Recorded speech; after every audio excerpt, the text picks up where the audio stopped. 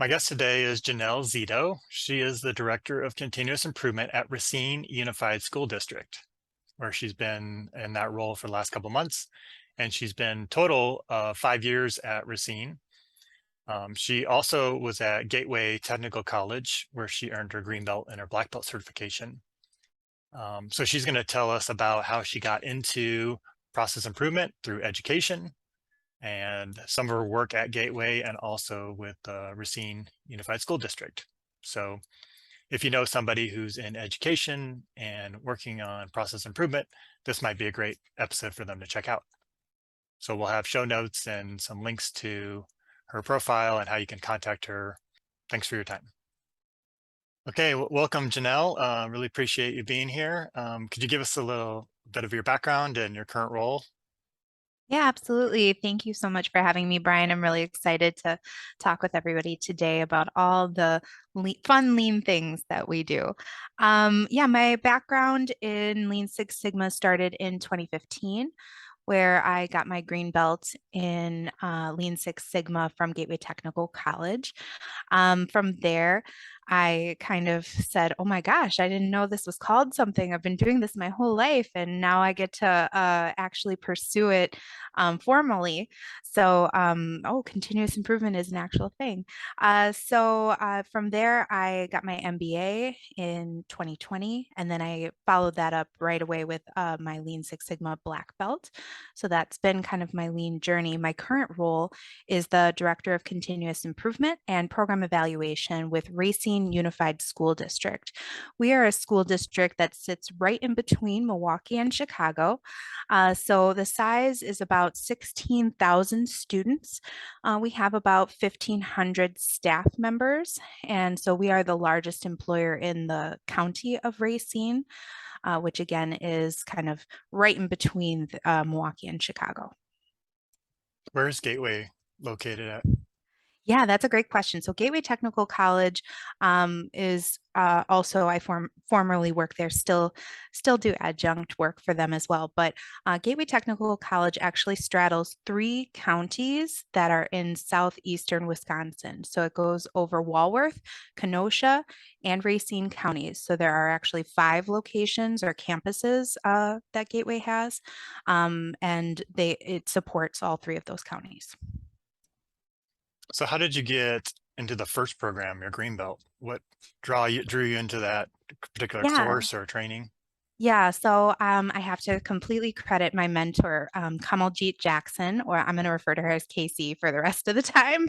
But Casey is the woman who started up utilizing the Lean Six Sigma training at Gateway Technical College for internal staff. So, what she basically did was she said, well, we offer this wonderful opportunity to our manufacturing partners, and they then learn from our expertise in the courses that we provide through our Business and Workforce Solutions division.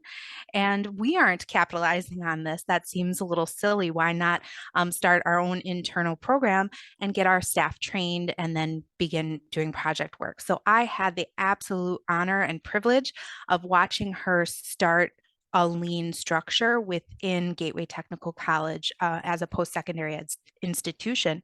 By the way, fun fact, oldest technical college in the entire country Oh, was wow. the first. Yep, the first. And got to watch her really grow that program from infancy. And we ended up with 100% of employees being white belt trained annually, and then having cohorts of people apply for and get approved to do their green belt. And then a much smaller number maintained their black belt status there at the organization, just because that makes sense in the structure that she was proposing. So there were, I believe, a total of 4 or 5 black belts at the peak. Did she have some background or she just had seen it and thought it looked interesting? Or I was curious Yes, about why she decided that was something to pursue or bring in. that's a great question. So, her work really stemmed from she was a part of the Medical College of Wisconsin, did see some things happening there as well, but then really it just was inspired by making sure that we took the things that we were training others on and wanted to train internally. So I think it sparked her interest. She went, directly to the black belt route and got that right away in order to then be able to train and mentor green belts. Did you end up doing like projects at Gateway as part of the training? And then what were some of the things that were, I guess, some of the improvements that were being done there? We can start with Gateway first and then kind of transition to Racine. But yeah, just curious, did you have to go through a project and what kind of stuff were you guys working on?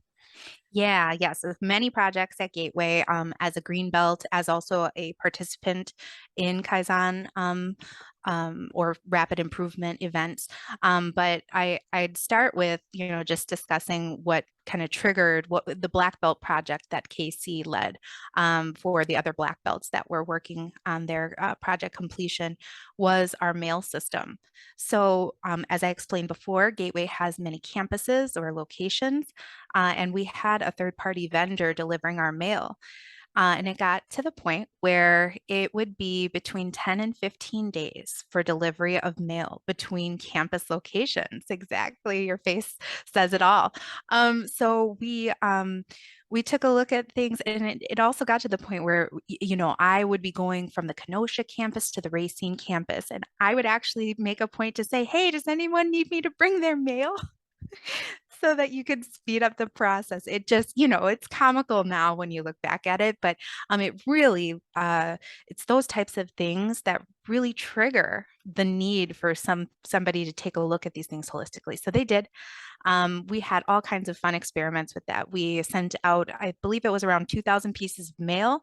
And when you got the mail, you would fill out a form to say things like, when did you receive this mail? And then we got different responses like, oh, I was on vacation. So that might have contributed to a few days of not getting the mail. But otherwise, we were able to really track and narrow down that 10 to 15 day span.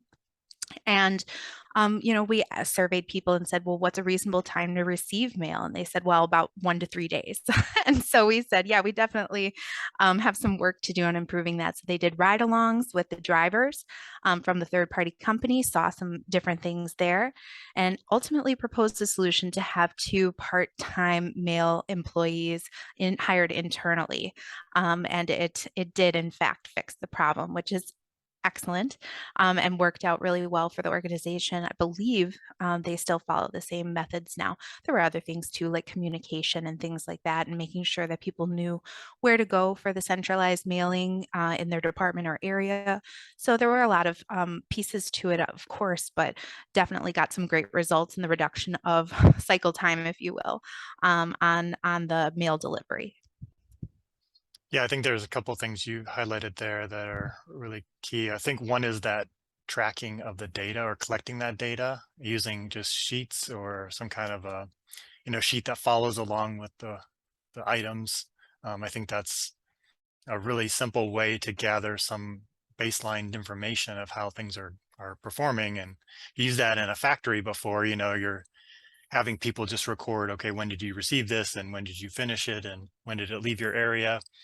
um, it's not too complicated, but really powerful to then go back and look at that information and be like, why did it sit for 5 days here or 3 hours? Or so I think that's when people have that barrier of not having good data, I think those kind of simple sheets like that are really great. Even if you get a week's worth of data, that's a good snapshot of what's going on.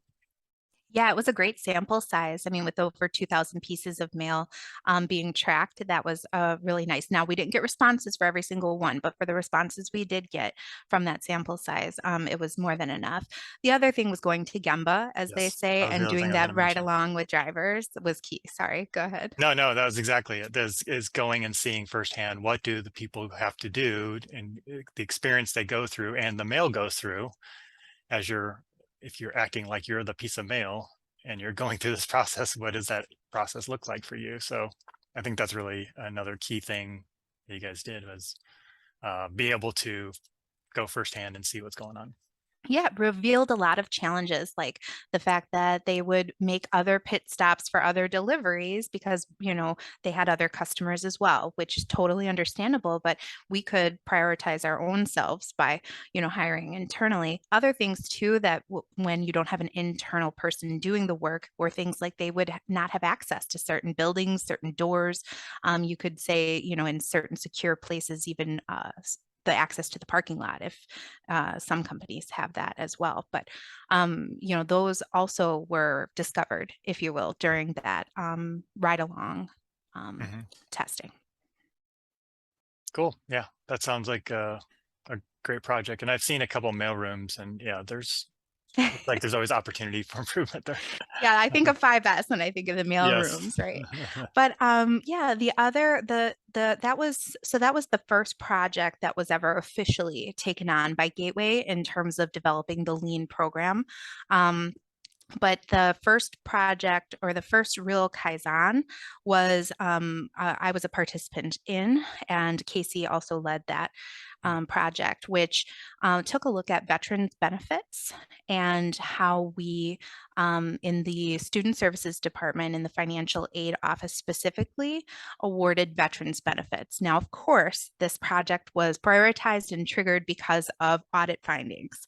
So you'll oftentimes see that when a national organization like the VA is coming in and doing audits, and then you have some severe findings, that will trigger, of course, senior leaders usually to say we need to take a in-depth look at this and try to figure out how we can make it better. So we had multiple people. So there were over 7 people doing the work of VA processing VA paperwork. And what that means at a post-secondary institution is that you have students who come in and utilize their VA or veterans benefits in order to attend college. So it helps pay for their schooling. You may have heard of things like post 9/11 GI Bill, or the Montgomery GI Bill. Those terms are all what are referred to for the veterans benefits as it relates to attending college or university. Okay. So we took a look at why we were having findings and what could be done. We ended up in 2014 having 36 severe or major findings. By 20, I said 2015, right? I can't remember.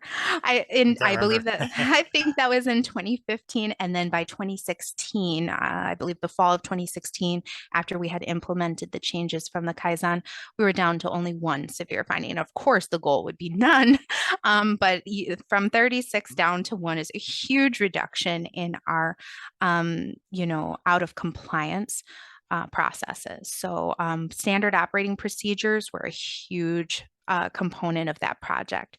So developing and writing those standard operating procedures, I was a main person who did that as a result of being a participant in the Kaizen event. And I can tell you it definitely revolutionized um, the department, because we finally had a standardized way for all 7 people to do the work and make sure that everyone was doing the same things, and the student didn't get a different answer if they went to, like I had referenced before, the Kenosha campus versus the Racine campus or something like that. So those pieces were really crucial. It evolved even from 2016 down to reorganizing the department and making it so that only 1 or 2 people were actually going to be doing those processing pieces. So that reduces variation even more, then, because you don't have 7 different people doing it. You only have 1 or 2. So I know they did move in that direction as well. And then they just redistributed what the duties were for the other folks. They had to pick up basically what the other people were doing. So there wasn't a reduction in force or anything like that. It was just a redistribution of duties. Mhm. Yeah, I was wondering because sometimes that does um, work out nicely, that the quality gets better with some standardization, and then it streamlines the process too and frees up resources. And yeah, hopefully that's a good sign that just redeployed people and didn't say, oh, here's an opportunity to cut costs and Yeah. lay people Yeah, out it there. was more like, okay, these two are processing veterans benefits all the time now. So who's going to answer all their phone calls and meet with all their students? So it's just that redistribution work, which thankfully, made the experience for our veterans so much better. And I mean, what better service could we give to our servicemen and women than making sure that they get their VA benefits processed in a timely manner and accurately? So that was really our ultimate end goal. Because it's not just a finding from the VA, it's actually maybe customer experience Yes. problem for the students coming in, the veterans coming into school, that they're waiting on something to get paid or they have to call a couple times. So yeah, I think that sounds like it's more than just the findings, is really the benefits from that. Yeah, and I probably should have mentioned a severe finding also meant that it was impacting the student in some ways. Mm. So that's that because of that, it makes it more severe. That money would either need to be returned or reissued or given back or something like that. So definitely wanted to make that experience a lot better for our service members. And the VA doesn't have to spend as much time looking over your processes and maybe in the future because they see that it's working better, it's more smoother, they can go focus on other things. So Yes, or at the very least, we don't have to make their auditors work as hard. Right. yeah, or they don't have to spend as much time there or Yep, come as often or exactly. take up your team's time too. So yeah, I Exactly. think there's all these other additional benefits that can come with it when you really step back and look at the big picture. It's pretty powerful. Exactly. And then my Greenbelt project there at Gateway Technical College was taking a look at our student information systems training. So we um, kind of surveyed staff, asked them what they would really like to see out of a training for our SIS or our student information system. There wasn't any holistic training before the project. So again, standard operating procedures became a big outcome or uh, finding that we had from working on that project. We also implemented like a universal repository or database for being able to store those trainings and have making sure that everyone had access to it that needed it and making sure that was really convenient and easy for people to find. But Gateway has about 600 staff that are full-time, about 100 to 150, usually it varies a little bit, are in student services. And most of those student services members then deal with our student information system on a regular daily basis, are in it all the time.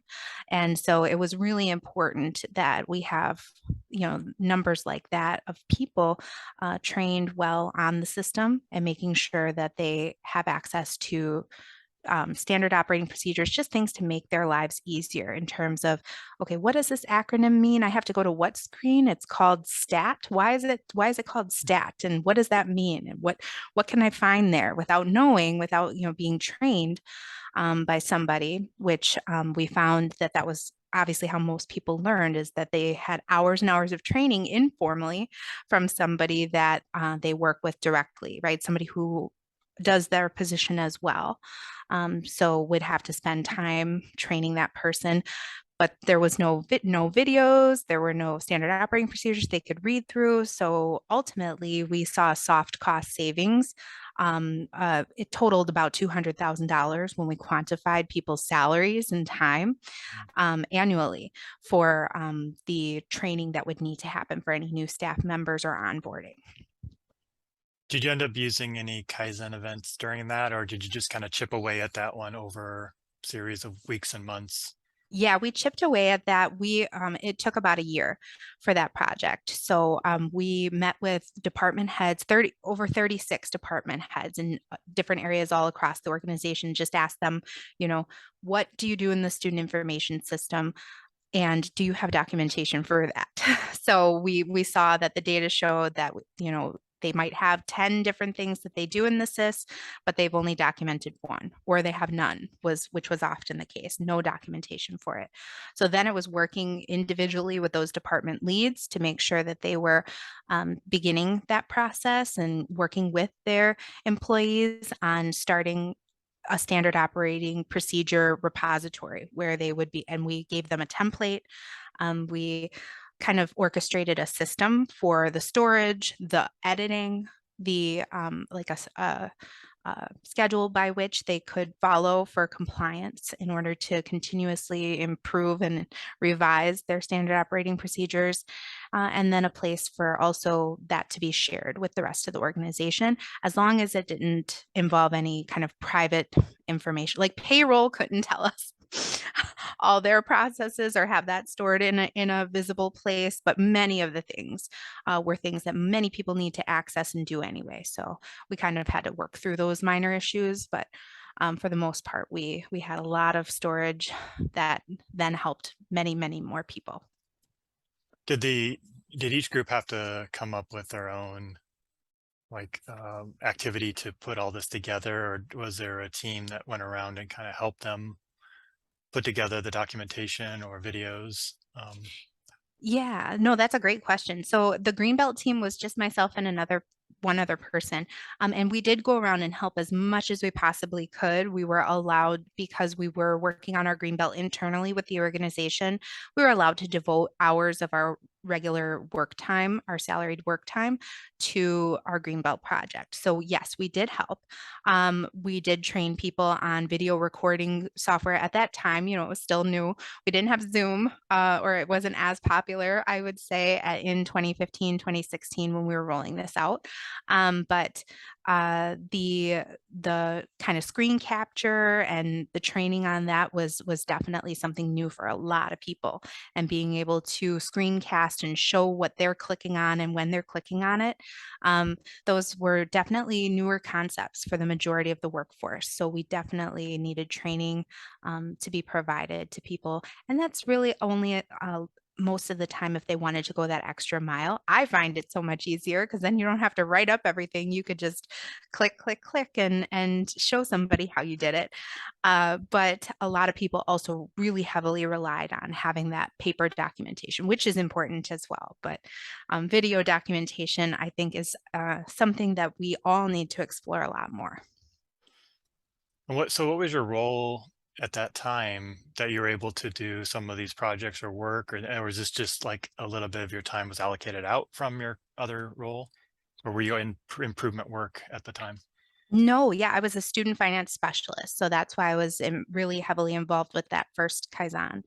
And so what KC had developed was a contract system. So we as Greenbelt signed a contract, and then our direct supervisor also signed that contract, just to note that we would be spending some of our regular, like I said, salaried hours in an effort to complete our Greenbelt project. And, you know, there was a percentage or a number of hours we weren't supposed to go over in the week and things like that. But they were very flexible with us in terms of like, okay, I need 10 hours this week, but next week it's going to be easier because I have all these meetings scheduled, you know. So they were very good and understanding about that because it was laid out in a system and a structure. So I'm very fortunate to have been there during that time when they were you know, really recruiting those green belts and working on projects systematically.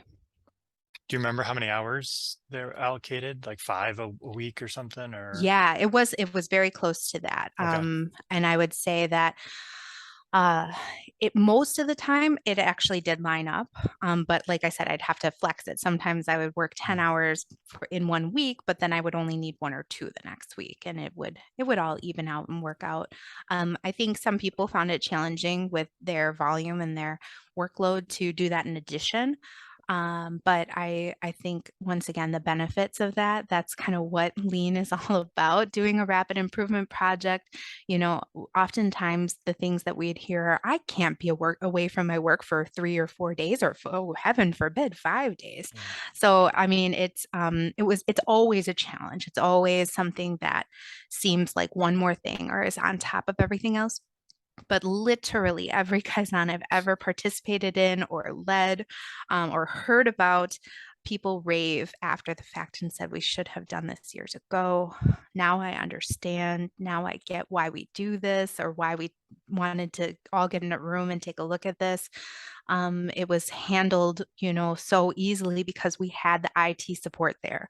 We had the finance team there. We had, you know, whoever we needed in order to be able to get this done. get the results that we want. So how did you end up working with the Unified School District there?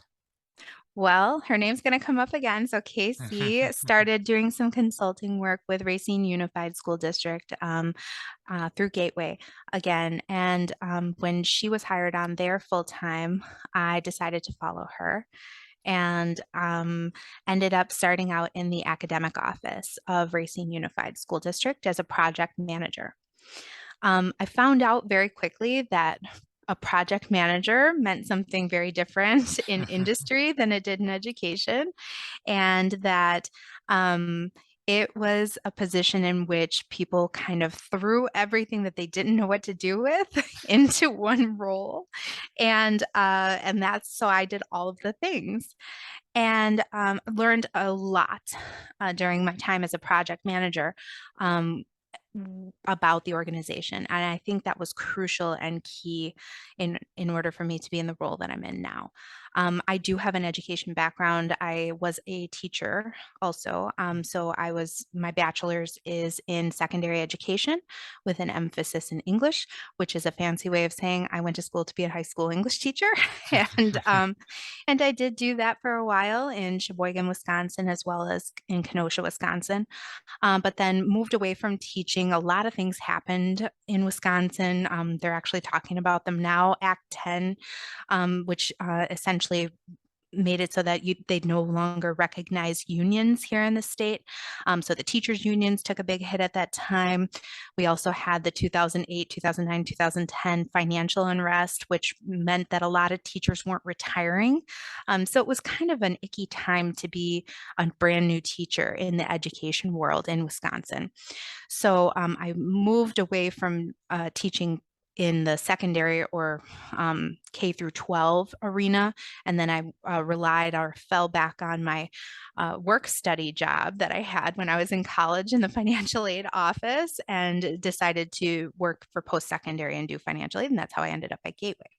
So going back into the K-12 arena was something I never thought I would do. But once I got my hands on this Lean Six Sigma and process improvement stuff, if you will, I knew I was never going to turn back from that. And I thought, gosh, K-12 education could really use some of this or all of this. And they could use it now. So whatever I can do to do that. So that's why I left, and that's why I followed Casey over to RUSD. Now she got a wonderful opportunity while she was here at RUSD. So she left for another nonprofit organization called WIBIC in Milwaukee, and she is now the VP there, and very, very excited for her in that role. So the role that I'm in now is very similar to the role that she held here at Racine Unified. It's not the exact same, but it's very similar. So it's kind of my dream job. I'm a really lucky person, and I get to, people ask, well, what do you do? And I sometimes have a hard time articulating, but I think really what I do is work to change the hearts and minds of people as it relates to how we can change and do things differently. And so there's a lot of people work that needs to be done when you talk about change, because people don't like to be told what they need to do. They like to feel as though they're on the journey with you in that change. Nobody, I don't think, it relishes in something being, cascaded down onto them. And so what this kind of work does is allow for you to bring people with you, bring people to the table, and make certain that people have a voice and that it's not lip service to them having a voice, that it's actually them being able to affect that change, participate in that change, or drive it even. So what are some of the challenges, I guess, that the school district's working on right now? Is it around student experience? Is it around teacher satisfaction? Yeah, just what are some of the things that I'm trying to, in my head, just think about what some of the issues might be, and These are great questions. So, COVID learning loss is what you'll hear a lot from those in the education industry right now. But I will say that Racine Unified also has developed a strategic plan recently that is forecasting into the next 5 years. And early literacy is one of the big foci. So, it's our big rock, if you will, if you like to use that metaphor. And so we have 5 district goals, early literacy being one of them. So we want to really target our littlest littles in the 4K kindergarten, first and second grade to make sure that we are starting them off with success as early readers, as confident readers. And the way that we are working to do that now is we have actually developed in partnership with our community partner, Higher Expectations, a homegrown data dashboard, which is kind of unheard of in education. We usually rely on, other things, Qualtrics or Power BI and things like that. But we have developed our own dashboard for early literacy data that we have implemented this year. But the goal is really to get our students, especially, you think our second graders have had very little school experience in the past couple of years. They had a whole year of virtual schooling. They had months where we didn't know what we were going to do. We sent packets home, but the world shut down. So, they've had a lot of disruption in their education so far. So, we're trying to bring some consistency to it. And part of that is having our teachers really focus on certain standards and certain assessments in order to measure all of our students in the same way, to be able to really see how are we doing, what's the pulse on this monthly. Let's not wait for some standardized test that's going to happen in April. We want to know now how our students are doing and how we can help them with things like intervention or referrals to special education if necessary. What about data? How prevalent is it in K through 12? Very, I will say Oh, so, but what I say, so I just said this recently to some friends and partners. We are data rich and information poor, yes, but I like to say impact poor. We have a lot of data and we don't gather it, we don't look at it, we don't analyze it, we don't systematize it, and that allows for a huge gap in impact. So taking that data and doing something with it are actually two different skill sets. So unless you have both, you're not going to see results from ultimately what you hope to do with the data. no, that's good. I think that's a little further along. At least you don't have to get over that initial hurdle of trying to get some data, but yeah, Yeah. doing something with it. I think that is definitely a key thing. And I run across that too, is yeah, we collect this all, it's going into a database and it's like, okay, well, let's look at it. Yeah, and What are we I'll doing with add it? for sure, and I'll add there are some data gaps as well. I mean, recently I can give the example that we looked at one of the indicators for our graduation rate success, and we said, well, we need, well, what do they need to graduate, right? They need to complete credits. Well, do we look at the tracking of credit completion starting when they're freshmen? And then there's crickets. So, so yeah, I mean, there are some systems and some data pieces that we still need to implement in a lot of cases, but for the most part, we have a lot of data. We know behavior incidents, we know the attendance rates, but it's taking and by the way, attendance rates have also been a huge challenge for education since COVID as well. And so you've got competing priorities with well, I need to be out for so many days, right? That was our last year challenge. Well, we told them 10 days, you need to quarantine or be out for 10 days. We kind of shortened that to 5 eventually, but still those are going to be absences where our students are not in school learning.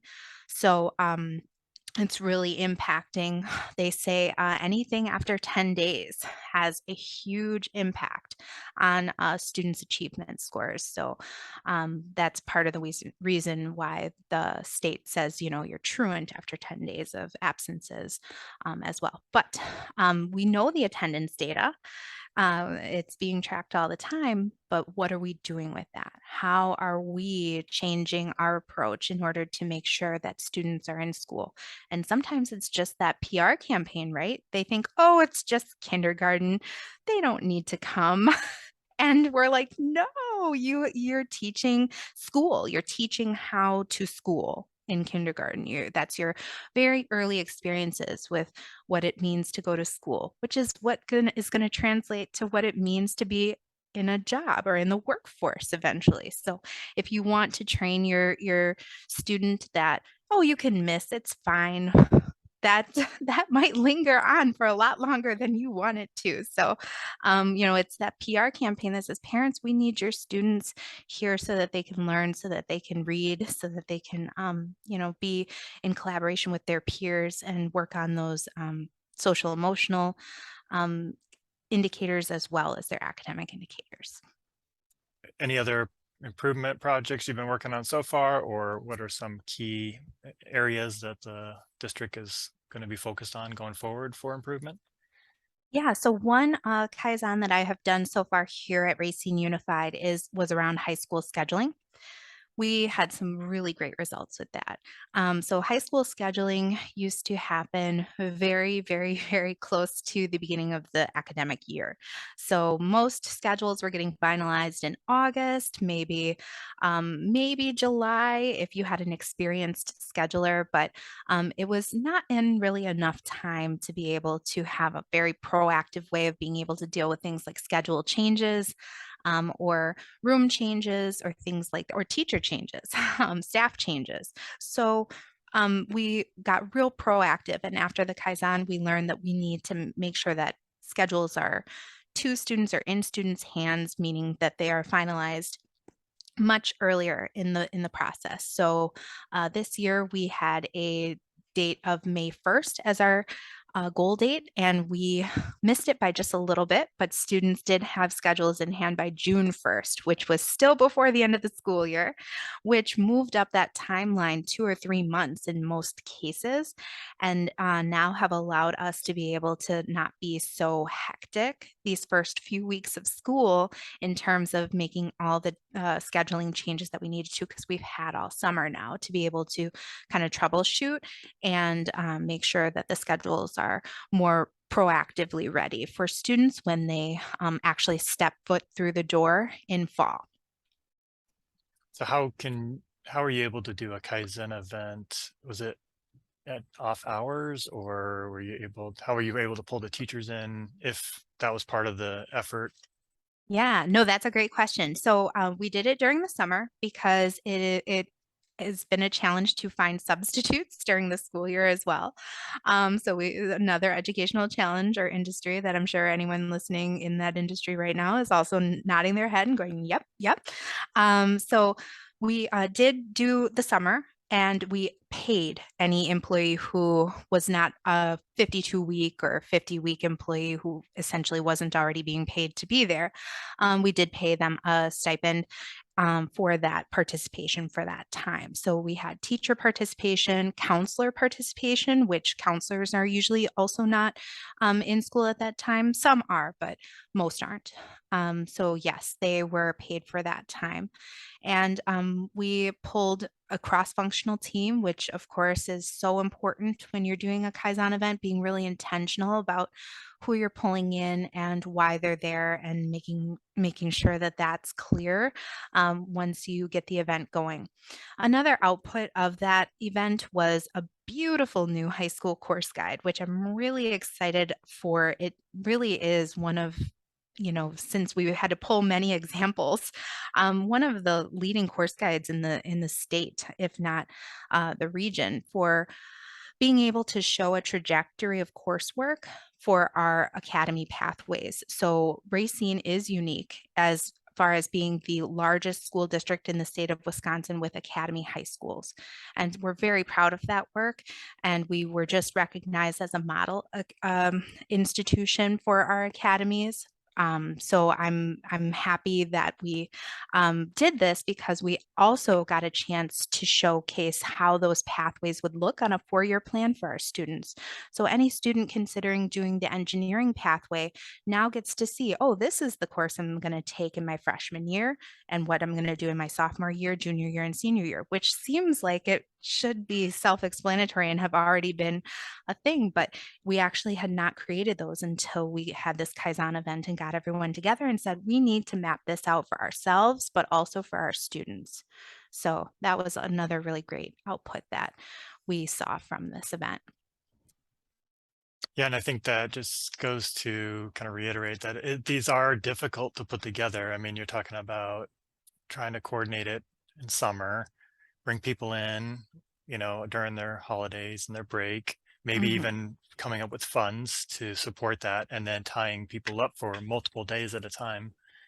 But once you can get over that hurdle, then they see, all right, that was a lot of work. That was a lot of inconvenience, perhaps, and maybe additional costs. But look at the results we got and how much further along and how quickly we can get through some of these problems that would have taken months or years or never gotten done. And so I think that's to your point, I think once they've gone through that experience, they realize, wow, that was totally worth it, even though I was hesitant and resistant at first. That was definitely one of the lessons learned. It's usually always a lessons learned that we do after a rapid improvement or Kaizen event. I capture the ideas coming in, and people say all the things that you just said, Brian. They say, oh my gosh, this is such a huge time commitment. I don't know how I'm going to get the rest of my work done. But when you get everyone in a room, there's some weird magic that happens. And I can't take credit for it, certainly, because I've seen it happen in other rooms that I'm not in. So it's some kind of magical formula that, given the right environment, people end up, really opening doors up that they never thought they would. And, we noticed with the high school scheduling that it was bottlenecking at a place that it didn't need to bottleneck at.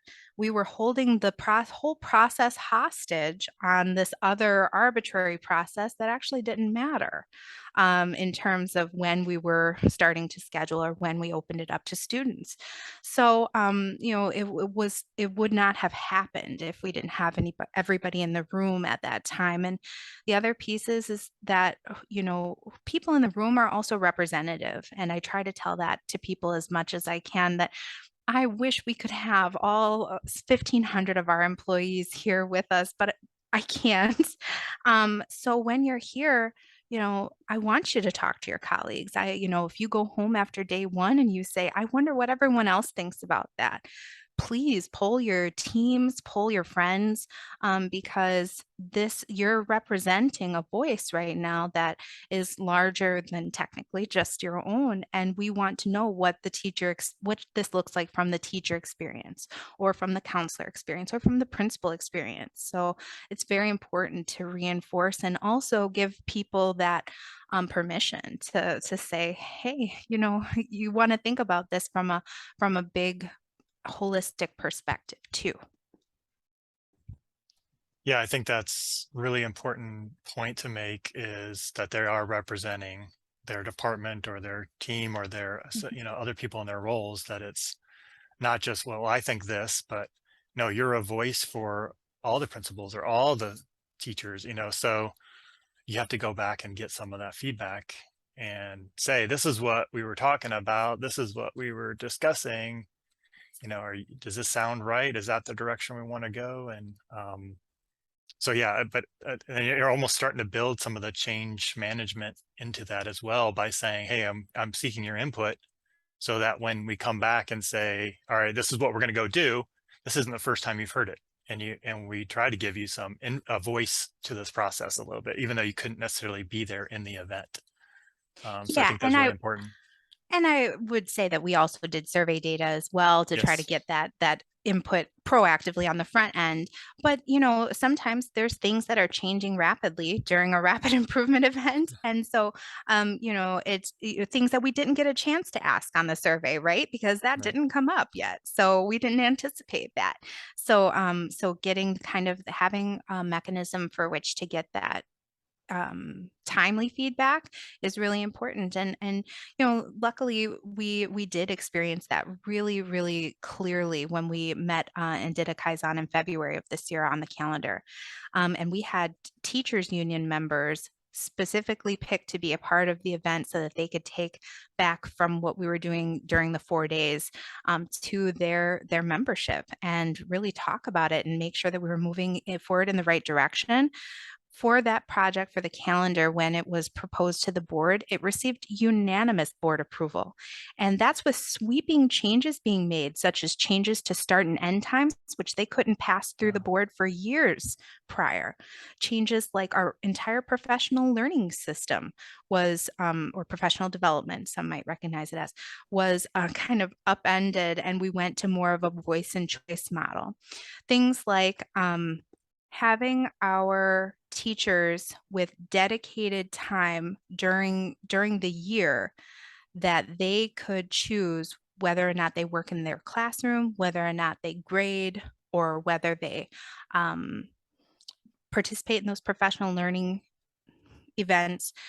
Those are all huge changes that we made, but all by looking together at the calendar and having so many different voices at the table, but ready for providing that feedback from different stakeholder groups such as teachers.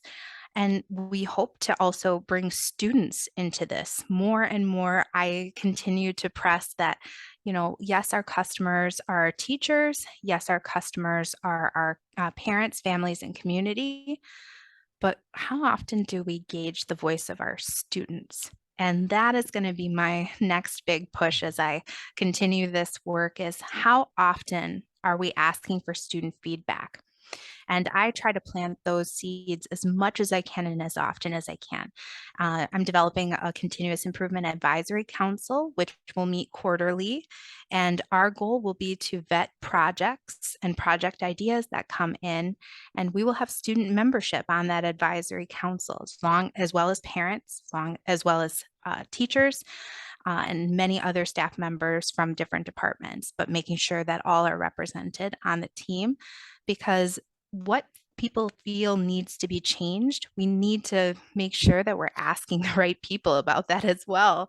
I'm sure our students have a whole slew of ideas about how we could do things differently and better, but that's an untapped resource that we haven't even begun to explore yet. So I'm hopeful that we will in the next year have a whole litany of things that we need to just do or schedule as Kaizens or have as institutional projects or reviews. Well, that made me think too about how do we get Lean Six Sigma training into the K-12 system? Because I feel like these are not business skills; these are life skills. These are applicable everywhere. No matter what they end up doing, they'll find uses for process improvement everywhere they go. Do you see opportunity there, I guess, to embed it into existing courses or have a separate course or some way to get at least some basic problem solving skills at the K-12 level? Brian, you hit the nail on the head again.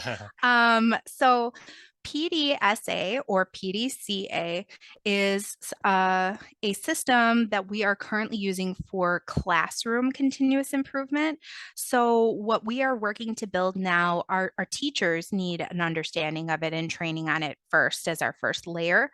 But then we are going to cascade that layer down to our students.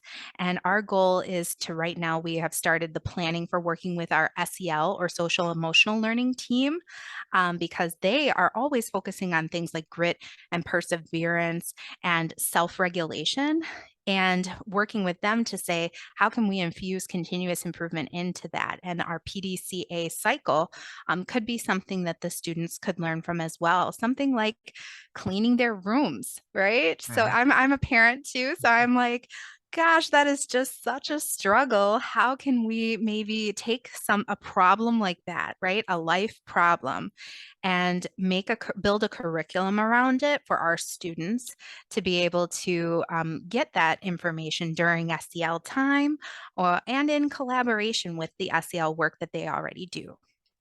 And one other opportunity is through our academy high schools, we have manufacturing pathways. So, an easy win for me is I'm now trying to partner with Gateway Technical College, which we already do partner with for so many of our courses and transcripted credit offerings, to offer 5S certification for our manufacturing pathway. And it could obviously work with other pathways as well, that are identified. So, I actually have a meeting on that tomorrow. So All fingers right. crossed that that all goes through, and that we, yes, transition this learning to our students as well. And I find that helpful just even with, professionals going back to their own personal lives and saying, why don't we practice at home? Let's apply some of these methods to your personal life and how you make dinner and how you do chores and Do you run that out of toilet concepts. paper a lot? Yeah. Right. Yep. How can we lean this? Why do you have so much toilet paper? Right, all Yeah. those things. Yes. Uh, but so yeah, I think that's great to kind of see the opportunities there and give them that skill. And I'd love to see it as a class someday, that they get a yellow belt or something like that in high school, to kind of get their learning started down this continuous improvement path. So Give maybe me a few someday. years, Brian. I'll Okay. get it done. All right. You let me know exactly when I will. it I will. happens because, yeah, I think that'd be really cool. Me too. Anything else you wanted to share? You gave us a lot of great information and it's pretty exciting what's going on there. Another thing might be just what would you tell somebody who's working in education, working on the administrative side, perhaps? How can they try to get started with putting in a program like this? They may not have KC there to lead the way, but what can they do to kind of move it in the right direction? Yeah, no, that's such a great question, and I was thinking about it because I knew it was on the agenda. I think my lessons learned so far, especially in K-12 education, really just education though in general, I see it at the post-secondary level as well.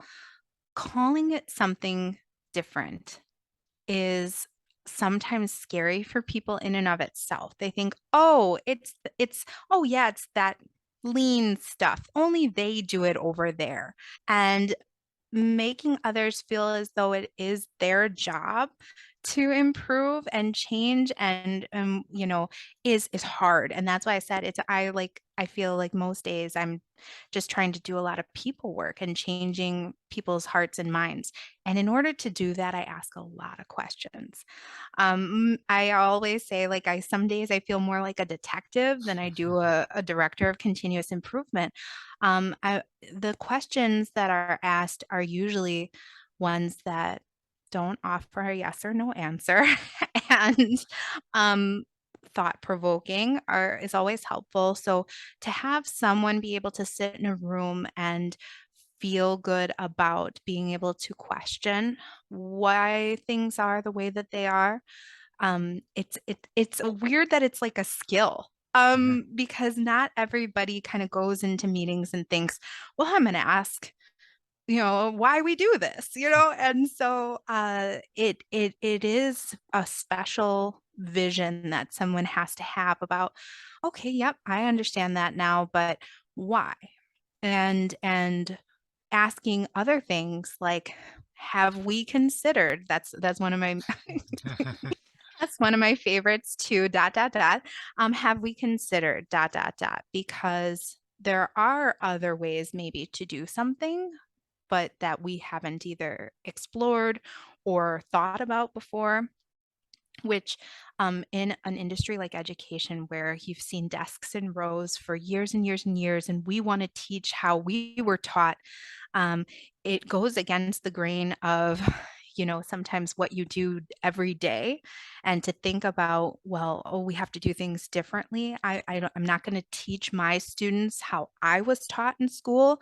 I'm going to teach them how they learn best, which, we can refer to lots of, current events and current things that will support that. But being able to make that actually happen is takes a lot of patience, a lot of time, and a lot of questioning. So I try to give grace, but still pushing and making sure, even if it's a little push, that we do that push, because not because we want to disrupt necessarily, but it's because we want to be better, and we know we can be better, and not letting good be the enemy of great. Mhm. All those things. Although I'm all about disruption too, but you can disrupt to a point of where people don't want to do it, and Right. they rebel against it. And I've definitely seen that in my time in education, where you have the flavor of the week. Oh, this will be gone in a year. Well, oh yeah, that was just her. She just wanted to do that, and it's really making, it's that one person. It was just Casey, right? So it, instead of branding it as my thing, this is not my thing, this is our thing. And how we do that is making sure that people can see at their level, wherever they're at, meet them where they are at, and say, hey, I noticed you've been mowing the lawn like this, and I see that that looks great.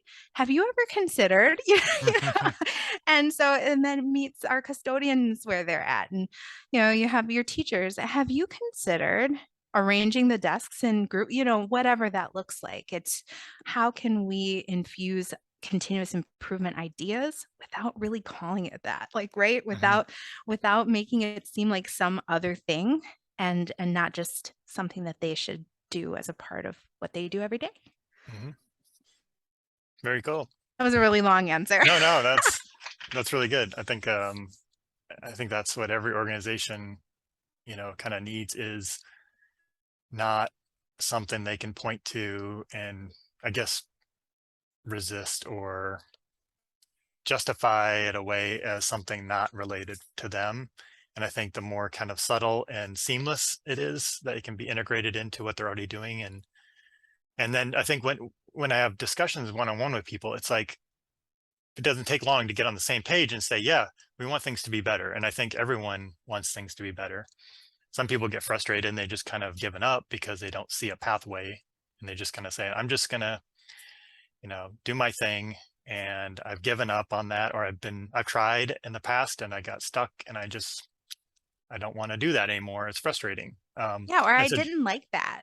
yeah, or it got forced onto me, or I didn't get a voice in that process, and now I got to live with it. And so Yes, I think huge. to get to a point where we can pull people in directly with, the challenges they're dealing with and the frustration they have, and try to help them fix that without making it a big program. I think that's really cool. That's the goal. Anything else you wanted to share? No, other than to say thank you so much to you, Brian. I really appreciate it. And thank you to Casey. I'm gonna send this to her, and I know she's listening, but she was the first person who really looked at me and said, You're really good at this, and I think that you should continue doing this. And just giving me so many different opportunities through the work that she did. So I'm grateful for her. And if you don't have a mentor, go find one, because they're really great. Yeah, she sounds pretty great. Yes. Okay, well, thank you so much for your time. And yeah, if you have some new updates in the future, we'll stay in touch, and I'll bring you back. Absolutely. Thank you so much, Brian. Okay, thanks for your time. Bye.